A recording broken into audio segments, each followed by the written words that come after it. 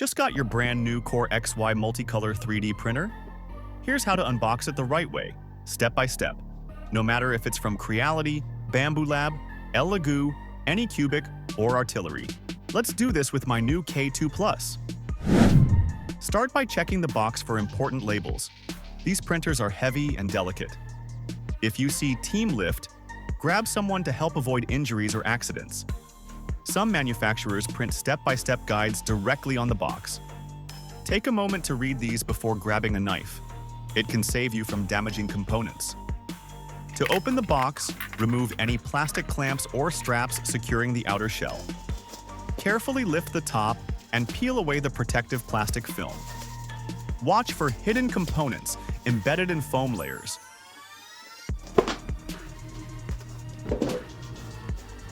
This is usually when you find the assembly instructions. On most 3D printers, they are very well done, so I highly recommend following them. Inside, you'll usually find a screen mount, spool holder, multicolor hub, power cable, filament samples, a toolbox with tools and spare parts, PTFE tubing, and like in my case, 2 filament spools to get started. Before touching anything else, take a moment to appreciate the build. These CoreXY machines often come pre-assembled with clean lines and fully enclosed frames. Next, check if there are any accessories attached to the printer. I have the top cover. Remove all exterior plastic protection from glass panels, doors, and side frames. Take care not to scratch any surfaces. Open the door, get your tools, and remove the internal transport locks. If your printer comes with a multicolor unit stored inside, unscrew its supports so it can be released.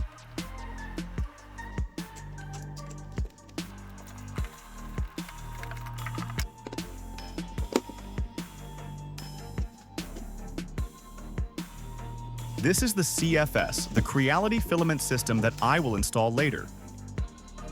Don't forget to unscrew everything.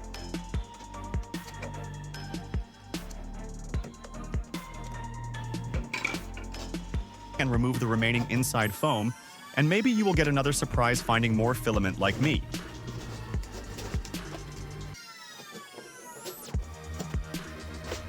Carefully remove any protection on the Z-rods and locate the screws or clips that lock the build plate in place for shipping. You can clearly see them next to the yellow arrows. These need to come out before first use. Attach the screen base to the front or side mount, depending on your printer. You maybe need to use screws to fix it. Sometimes the cable needs to be routed through the base, or it may be bundled up to prevent damage during shipping. Connect it now. Then slide or snap in the display. And it's always satisfying to peel off the plastic cover on the screens, isn't it?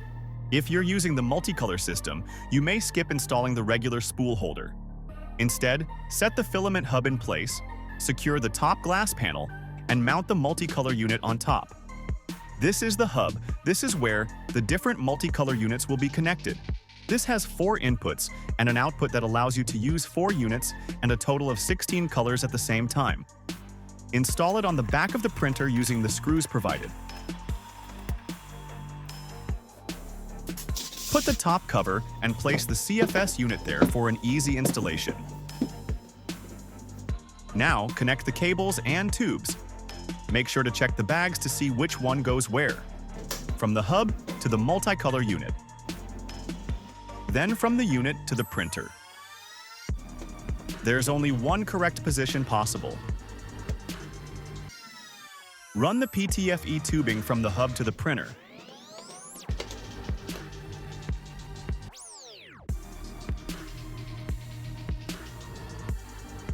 And another from the multicolor unit to the hub. Now plug in the power cable, flip the switch, and your printer is ready for setup and calibration. As a quick comparison, here's how the new machine stacks up next to its predecessor. This printer is massive. And that's it. Your CoreXY Multicolor printer is fully unboxed and ready to configure. Let me know in the comments if you want a step-by-step guide to the initial calibration or multicolor printing setup. If you enjoyed this video, don't forget to like, subscribe, and drop a comment below. I'd love to hear from you. Until next time, happy printing!